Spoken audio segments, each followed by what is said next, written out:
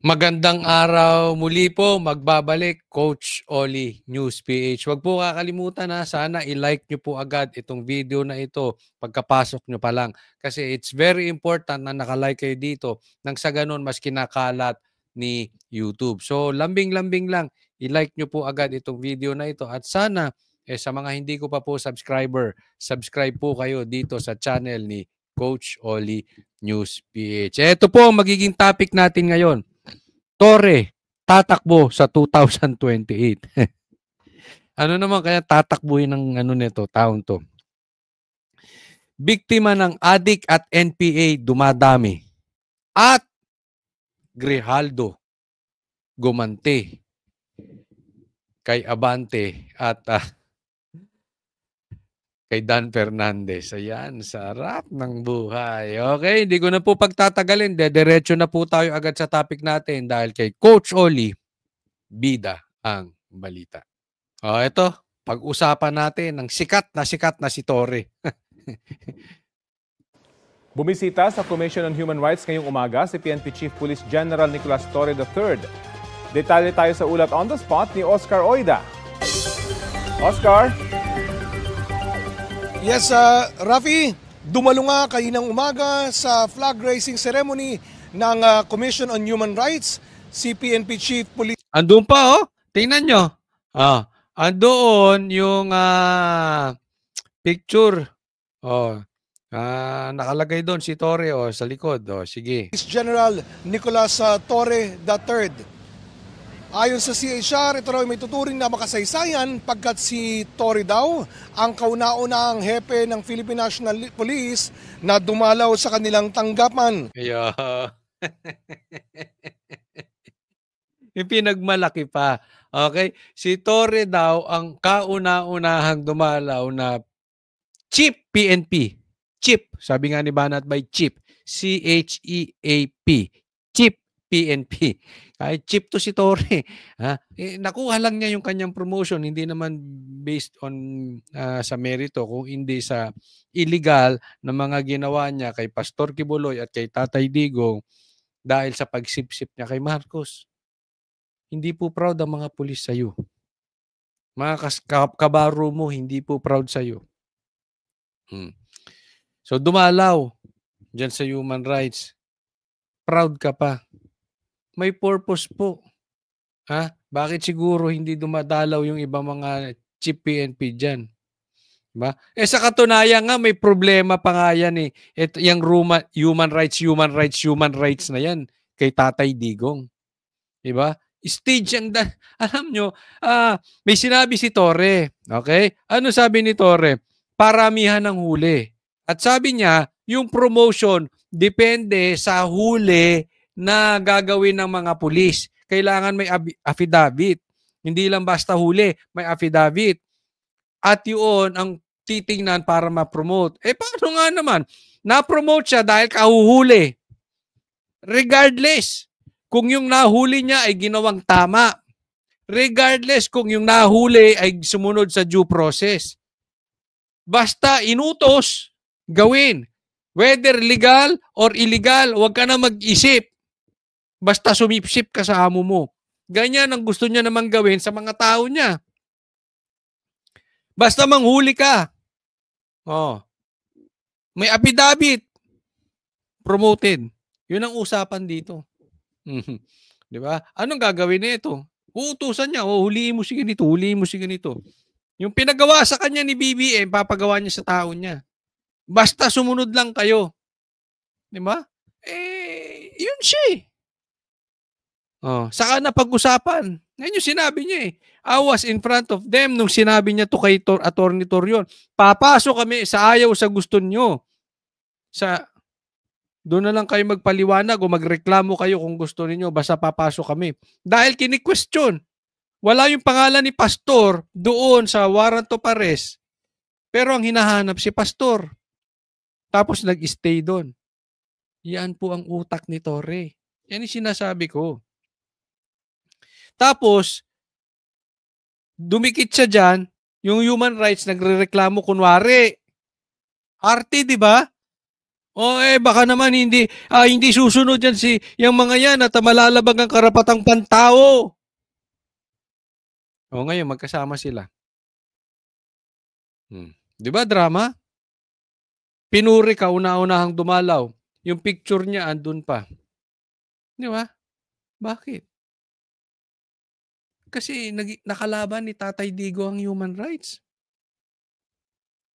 Kasi itong mga to pinagtatanggol yung mga adik.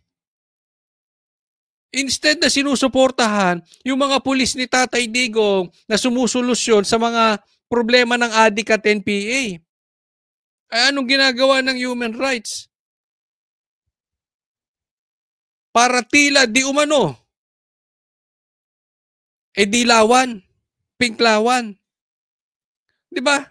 Ang tono ng human rights na yan ay same ng tono ng mga dilawan, ng mga NPA, ng mga pinklawan, ng mga komunista. Hindi ko sinasabing ang dilawan ng NPA, kayo po ang mangusga, hindi po ako. Hindi ko po sinasabi yung pinklawan ng mga komunista, hindi po yun ang ibig ko sabihin. Pero kung ganun ang paniwala nyo, bahala kayo. Pero sinasabi ko lang dyan, iisa sila ng tono. Ang ipinagtatanggol yung adik na nanggahasa. Bakit napatay? Instead na ang pinagtatanggol yung nagahasa. Anong pinagtatanggol kung sino-sino? Instead na yung mga pulis na nangangamatay dahil sa mga NPA. Dahil sa mga rebelde. Di ba? Alam naman natin ang naging issue nila ni Tatay Digong and yet eto sila magkakampi. Bata ni Marcos at ang human rights. Hindi ko alam kung bata ba ito ng dilawan o pinklawan. Isa tono nila eh. Nagsama. Joint force. Magandang sinyalis umano ito sa mas maayos na pagtutulungan ng kanilang mga ahensya sa pagpapatupad ng isang layunin. Ano ang layunin ninyo? Hulihin ang mga Duterte? Hulihin ang mga malalapit kay Duterte? Gipitin ang mga kaibigan ni Duterte? All about Duterte, pasamahin? Vlogger ni Duterte, masama? Fake news peddlers? Partikular sa pangangalaga ng karapatang pantao sa gitna ng kanilang pagganap sa kanilang tungkulin.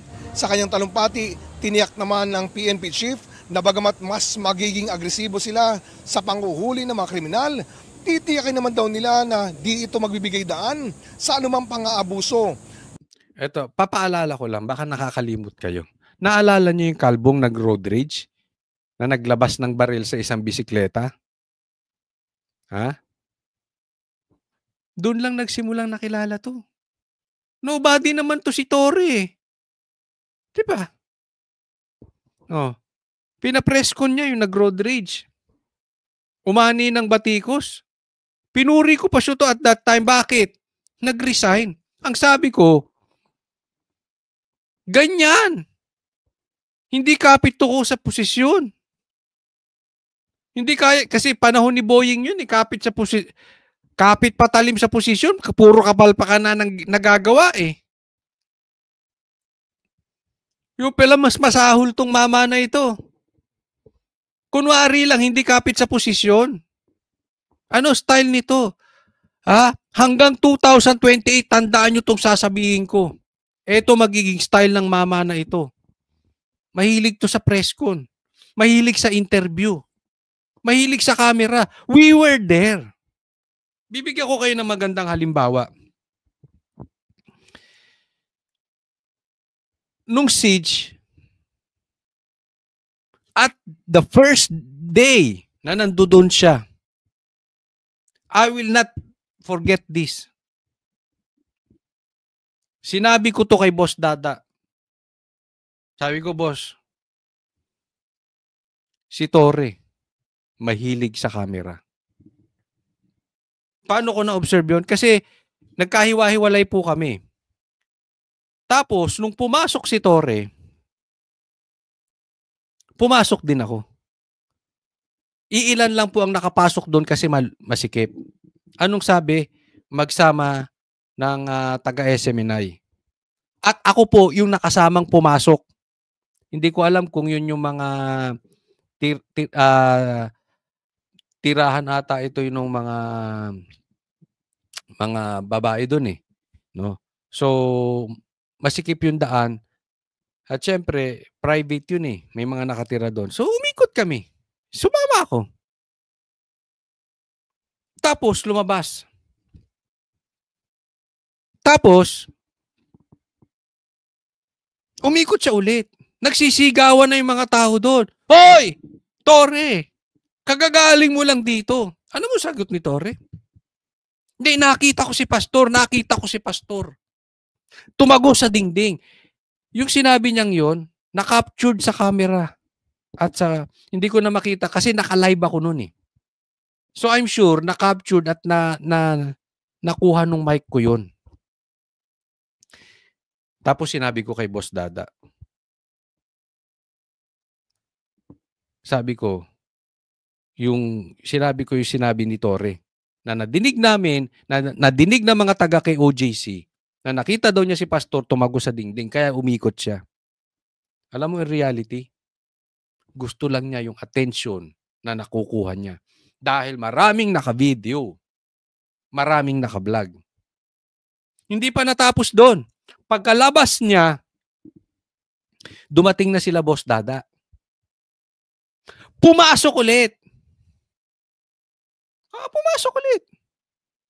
Yung sinabi ko kay Boss Dada, napatunayan niya. Kasi ilang beses siyang paikot-ikot doon, sinusundan. Mukhang camera tong mama na ito. Doon pa lang sa road rage, yun ang purpose niya eh. Yung pala, may agenda. Gusto niyang mapuna. Gusto niyang ma-TV. Yun nga, napuna siya ni Marcos. Nabigyan siya ng assignment. Ayan. After a few moments, PNP chief na siya. Yaan po si Torre. Yaan ang kwento niyan. Hindi ko po narinig yan. Na-observe ko po yan sa siege. He wants attention. Kasi yun yung first day eh. Tinututukan na siya ng camera. Di ba? And then after that, marami na sumunod. Until maging PNP chief siya, ayan pa rin. Nasa camera pa rin yung mama na yan. Kaya nga, may nagsasabing vlogger, posible itong tumakbong vice president or senador or maybe vice president ng gagawing team ng grupo ni Marcos. Hindi ako magugulat. Hindi ako magugulat doon. Nakikita nyo sa mamang ito eh. May pangarap. Jollibee to. Maniwala kayo, Jollibee ito si Torre. Anong Jollibee, Kotsoli? Bida-bida. Bida-bida to. Talagang lahat ng pwedeng siyang makuhanan ng camera. Tingnan nyo to. Papatunayan ko sa inyo. Until 2028, camera ng camera yan. Gagantimpalaan daw nila ang mga tapat sa serbisyo pero di raw sila magdadalawang isip na panagutin yung mga lalabag sa karapatang pantao. Rafi? Maraming salamat, Oscar Oida. Next topic po tayo. Eto, dumadami ang mga NPA at adik ngayong panahon ng gobyerno ni Marcos. So tingnan po natin ito. Meron pong pinost si Pulong Duterte sa kanyang page. Ayan, nakikita nyo naman at meron pang blue check. So babasahin natin unti-unti. Pahayag ni Representative Paulo Duterte. Ako po ay nananawagan sa lahat na naging biktima ng mga adik sa droga at ng mga teroristang miyembro ng New People's Army na magsalita na. Eto alam natin, in the past, before manungkulan ang Duterte, specifically Tatay Digong sa Davao, kalat ang adik, kalat ang NPA. Nobody wants to go to Davao. Delikado dyan before. Kung hindi ka taga dyan at wala kang kakilala, huwag kang pupunta ng Davao. Nalinis po ni Tatay Digong yan. At pinatunayan ko, ako hindi po basta-basta naglalakad sa kalsada dahil alam nyo naman tayo ay maraming galit din sa atin dahil tayo political vlogger. Pero sa Davao po, pwede kang maglakad ng hating gabi. Very, very safe. Yan po ang nagawa ni Tatay Digong sa tulong ni Senator Bato. Na-eliminate ang droga, na-eliminate ang NPA na nararamdaman, na nakikita mo at napapamuhay.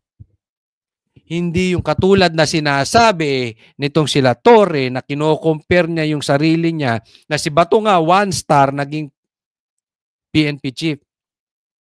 Hindi po, hindi lang yun ang sukatan. Si Bato may napatunayan.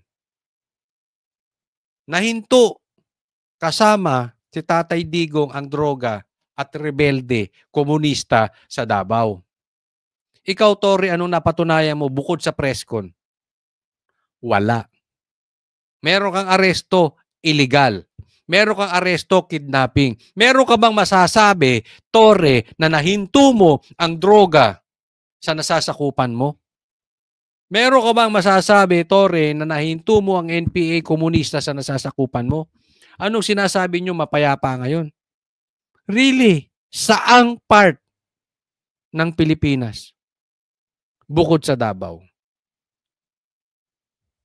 Na pwede mong paglakarin yung anak mong babae hating gabi. Walang bodyguard, hindi delikado. Ang ordinaryong Pilipino, kaya mong paglakarin babae hating gabi. Hindi mababastos. Saan meron yan?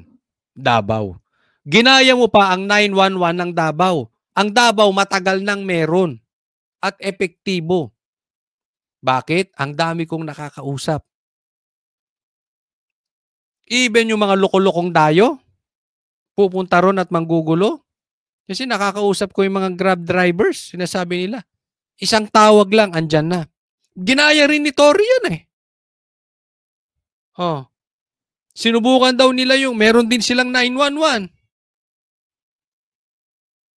Halata naman, may may media.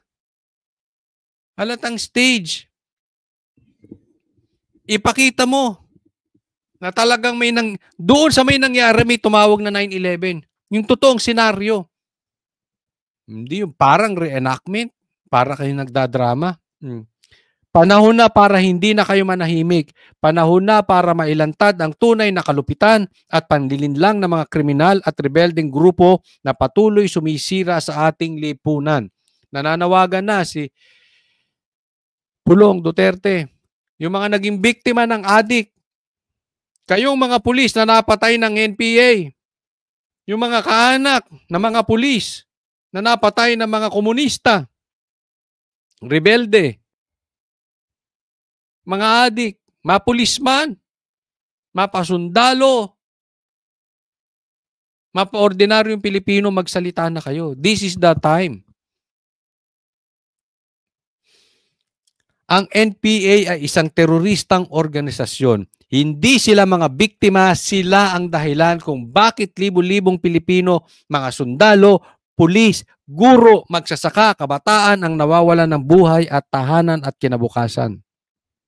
Mga pulis, pababalikin nyo ba ang NPA na pumatay sa napakarami nyong kamag-anak, kasamahan?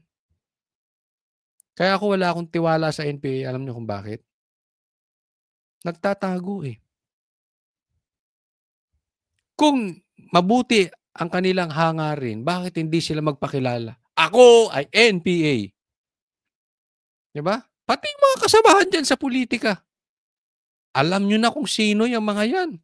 Alam niyo na kung sino ang affiliated na kulay sa NPA. Alam niyo kung sino diyan sa mga senador, sa mga congressman na sumusuporta at supported ng NPA. Hindi ko na po kailangan isa-isahin. Alam nyo kung sino-sino sila. Kaya sinasabi ko to parati sa SMNI namin, sa programa. Kami Banateros, I'm proud to say I am Banateros. Kasi kung wala kayong ginagawang masama, bakit hindi kayo magpakilala? May nakita na ba kayo nagsabi, ako NPA? Tama itong ginagawa ko. Meron nagpapakilala, dating NPA, na nagbagong buhay. Hindi yung, NPA ako. Politiko, nakaposisyon. NPA ako. Bakit? Maganda ang aming adhikain. Yung ganun ba? Wala, di ba? Sa halip na makibaka para sa kapayapaan, ang dala nila ay dahas, pananakot at pangingikil sa mga komunidad. Ilan na sa inyo nakikilan ng NPA? Ilan na sa inyo ang napagtripan ng adik? Magsalita na kayo.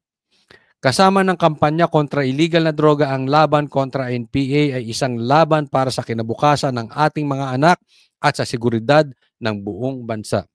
Bilang suporta sa paninindigan ni dating Pangulong Rodrigo Roa Duterte, hinihikayat ko ang bawat Pilipinong biktima ng mga teroristang NPA at mga adik na magsalita. Tulungan natin si Tatay Digong. Alam naman natin I'm not saying si Tatay Digong ay malinis. Perpekto. Wala pong taong ganun. Pero kung patungkol sa pagsugpo sa mga adik at NPA ang pag-uusapan, wala ka nang masasabi kay Tatay Digong. Wala ka nang masasabi sa mga Duterte. Wala ka nang hahanaping apelyido kung hindi ang Duterte.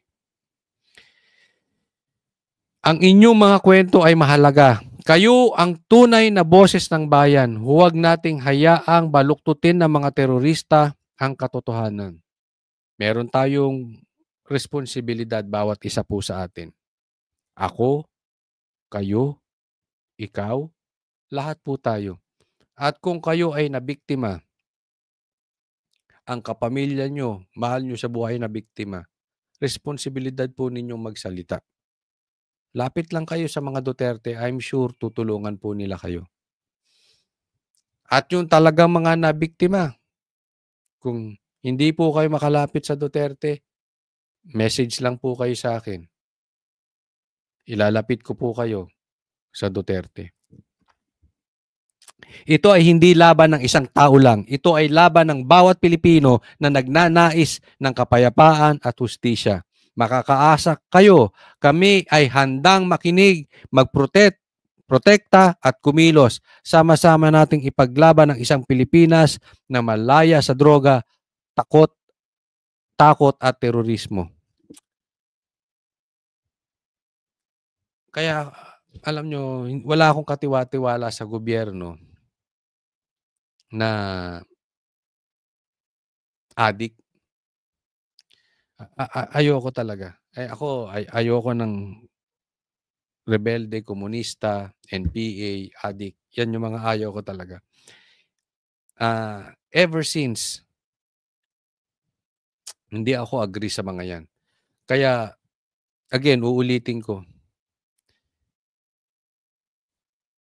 Kaya ang loyalty ko nasa Duterte. That is the very main reason. Because they are fighting drugs and NPA. At kahit kay Pastor Kibuloy, alam naman natin na kung talagang lantarang lumalaban sa mga NPA at rebelde, wala na po kayo makikita bukod sa Duterte, kundi si Pastor Kibuloy. Kaya nga ang respeto ko sa kanila, ang loyalty ko sa kanila sobra. Kaya nang sabi ko, wala ka nang hahanapin na apelyido kung gusto nyong masugpo yun, Duterte. At bukod sa Duterte, Kibuloy. Alam nyo po si Pastor Kibuloy, this is public knowledge. Nilaan niya ang SMNI para masugpo una itong mga NPA komunista na ito. At the same time, itong mga adik. No? Pero talaga ang focus, it's itong mga komunista. Kaya nga naman, yung mga komunistang politiko na slowly but surely ilalantad namin ang kalokohan nila.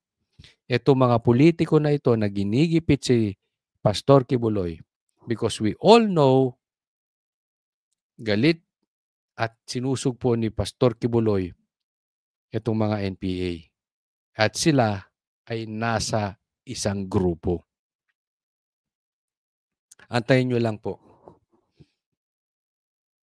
Kaya nga, pilit nilang ayaw makabalik si Tatay Digong eh. Dahil delikado na naman itong kulay. Isang kulay ng politiko, ng mga politika, grupo ng mga politiko. Alam nyo naman kung anong kulay ito. Na talagang may affiliation sa mga NPA. Kaya pag nakaupo si Tatay Digong at nakabalik ang SMNI in full blast, ang unang aasikasuhin niyan, pagsugpo sa NPA. Kaya grabe ang respeto ko sa mga yan. Antayin natin. Siguro naman, kung hindi ka bago sa politika, alam nyo naman yung panggigipit. And that is the very reason na kinakalaban din. Hindi lang si Tatay Digong, kung hindi pati si Pastor Kibuloy. Next topic po tayo. Ito. Grijaldo. Ginantihan si Abante at saka si Dan Fernandez. Tingnan nyo. Detention order versus Grijaldo, binawi na ng Quadcom. Hindi lang kay Grijaldo, pati na rin ata dito sa mag-asawang Attorney Roque, no? Yung kanilang contempt order, no? Pero tingnan nyo.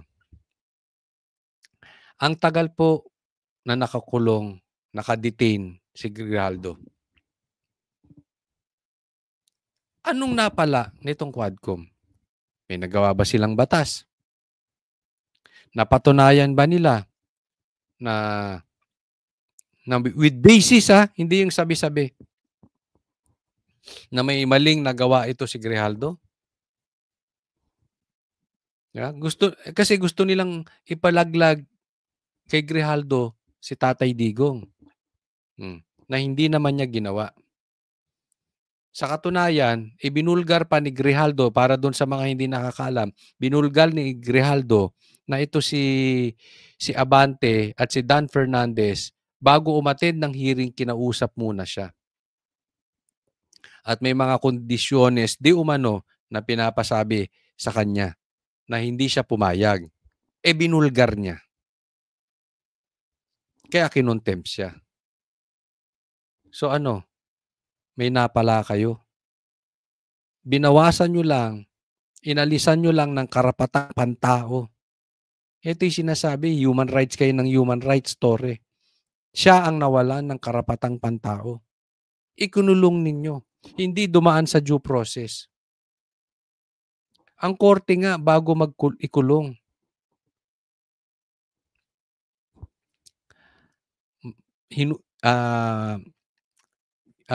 Dinidinig ang buong magkabilang panig. Si Grijaldo hindi nyo pinakinggan ng maayos. Meron na kayong desisyon. Bawat sasabihin niya, binabara nyo lang. Kayo ang nagalit, parang kayo ang nagdemanda, at kayo din ang judge, at kayo din ang nagkulong. Yung pang-aapi nyo at pang-aabuso sa inyong kapangyarihan, ginawa nyo kay Grijaldo. Hindi niya deserve yan. Pagkatapos ng termino ng 19th Congress, inalis niyo yung contempt. Anong napakinabangan? Anong napatunayan nyo? Wala. Kinawawa lang nyo si Grijaldo. Pero alam nyo, ganyan talaga ang pagkakataon. May kasabihan. Ano tinanim mo, yun ang aanihin mo. Yung iba ang tawag nila karma. Yung iba pa nga ang tawag digital karma. Bakit? Tingnan nyo. Anong nangyari kay Dan Fernandez? Talo. Anong nangyari kay Abante? Talo. Parehas malakas. Talo. Bakit? Kaya mag-iingat po tayo pag nangaapi tayo ng ibang tao. Nangaapi tayo dahil tayo ay nasa kapangyarihan. Iiwasan po natin mang-api kung tayo ay nasa itaas. Iwasan po natin mang-api kung tayo ay nasa posisyon, nasa kapangyarihan at nangaapi tayo ng maliliit. Abusado po yan sa kapangyarihan ng tawag dyan. Para kayong nakulam ni Grijaldo. Para kayong nagantihan ni Grijaldo. Ito, paalala lang sa ating mga kababayan. Huwag po natin kakalimutan. Pagka merong gumagawa sa atin ng masama, hindi naman natutulog ang Diyos eh. Huwag natin ilalagay ang batas sa ating kamay. Mag-iwan tayo ng pagkakataon na ang Diyos ay ipagtatanggol tayo. At mas matindi pag ang nagtanggol sa atin ay Diyos. Kaya ito nga, kita nyo, ang bilis oh. Ang bilis. Tingnan nyo nangyari.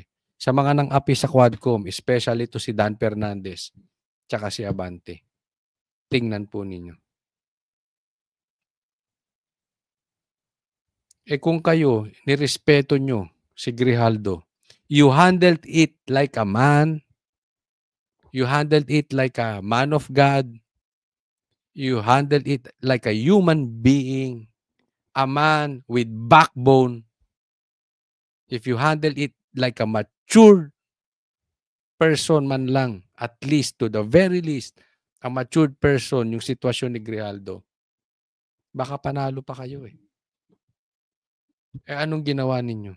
Ginipit nyo si Sara, ginigipit nyo yung mga vlogger, nagpagamit kayo kay Tamba. Look what happened to you. So mag-iingat po.